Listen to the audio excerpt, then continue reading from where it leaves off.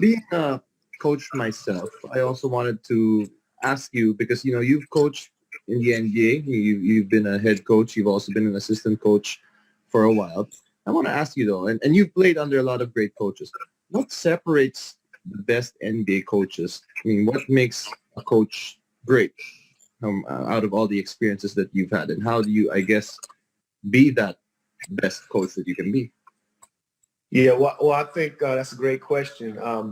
I think first of all, one of the things that makes coaches or the great coaches great, or they've had success because they've had some great players, to be able to coach. Sometimes you can be a great coach but not be in the best of situations, not have the best players. But I think great coaches, as deemed by their colleagues or the players that play for them, would say that they all have a couple of things in common. They're calm and cool and collected under pressure, because as a player, when you're in the critical part of the game and you are looking to your coach for leadership, you want them to be calm and you want them to be collected, because that's going to trickle down to how you feel when you go out there on the court. So what I mean by that is if you have a coach and the game is tight and he's diagramming a play, and if he's shaking and looks nervous, it's going to make the team look and play nervous, because their leader is nervous. And so I've had the great fortune of being able to play for, like you said, a lot of great coaches. Phil Jackson was one that was always calm. He never got too high. He never got too low.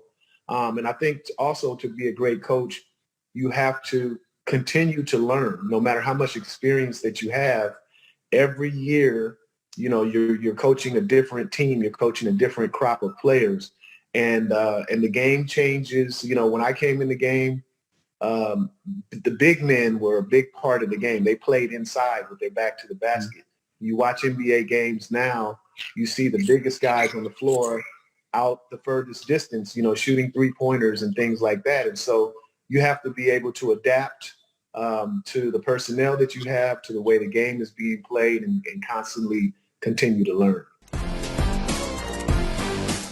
Warning on Coach Paulo Layud for delaying the game. Technical foul on Coach Anton Altamirano for resentment to a call.